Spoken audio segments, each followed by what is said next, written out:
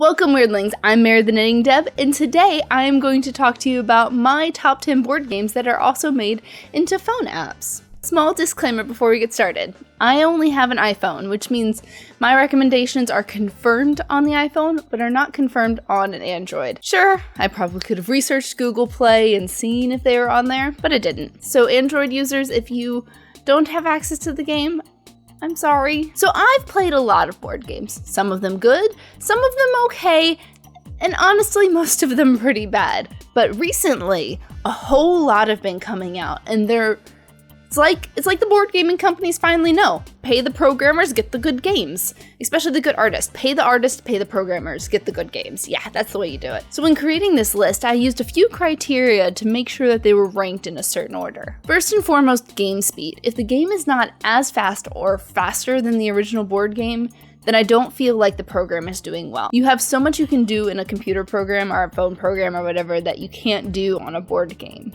So they should be using that technology to their advantage. Also, the game can't have a huge social component. I'm not saying that pass and play doesn't work. Pass and play is great. I love playing pass and play games. But if the game has a huge social component where me interacting with you is going to make a bigger difference in the gameplay and the memories I form from creating the game, I'm not gonna play it on my phone as much. Finally, the look and feel has to be very similar to the board game. I'm not looking to have a whole brand new experience in my phone app. What I want is to be able to take my board game with me and play it elsewhere. Now it's time for me to give you my top 10. Starting with number 10, we have Carcassonne. I feel like they pretty much nailed this game. It doesn't have the best user experience, but it plays the same as the board game for the most part, so that's nice. Number 9. Coup is a great social game, and they did a really good job bringing this to the phone.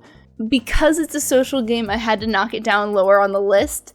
I feel like mechanical games do better on phones, so I'm sorry, Coup, you really did a great job. Number 8. Agricola ported over to the phone surprisingly well, considering that it needs so much space to play. I don't find the user experience to be perfect in this game, but they did a great job bringing over the look and feel. Number 7. Summoner Wars. Summoner Wars was one of the first ones to come to the phone, and it is a great 2-player game. This game is held up despite its age, but it's really hard to learn on the phone. What you want to know is already how to play the game before you pick it up. Number 6, Tanticore. Tanticore is a great anime-based deck building game. They did a great job porting this one over the phone, and the look and feel pretty much matches the game. Downside of this game, they haven't released any of the expansions, so that sucks. We're getting down to the last 5. One hands now. Yes! One hand! Yes! Number 5, Star Realms. Star Realms is a new player in the phone game space, and honestly, this is one that I've played on the phone before it even got to my table. I haven't even played it in board game format yet. It's a great deck building game, and I suggest you try it out. Number 4, Lost Cities. This game is fabulous on the phone. Yes, you may have heard of my love of this game since it showed up in this video and this video. The programmers who did the game for Lost Cities did a great job porting over a game I love. I love this one. 3, Lords of Waterdeep. I didn't think you could make an already awesome game even more awesome, but then you put it on the phone and it's just epic. If you've not played Lords of Waterdeep on the phone game and you want a way to travel that hunkin' box around, pick it up. It's great for on the airplane and everywhere. They just did such a good job. Good job.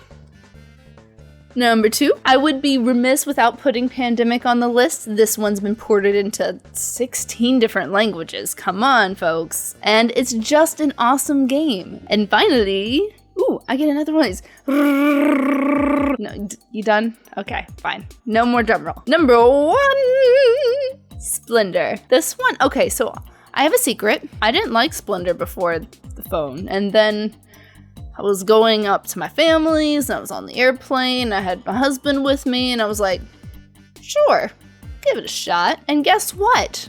The phone game is freaking phenomenal. A perfect game for pass and play, honestly. So that's my top 10. Let me know down below, Weirdlings, what are some of your favorite board games that I didn't mention that have been turned into apps? Also, are there games put on the Android that are not put on iPhone that I am missing because I don't have an Android device? If so, you definitely need to let me know down below. As always, don't forget to like, share, and subscribe to the Weirdlings. We're doing cool stuff every week, and you get to see this happy mug pretty much weekly doing board gaming stuff, so.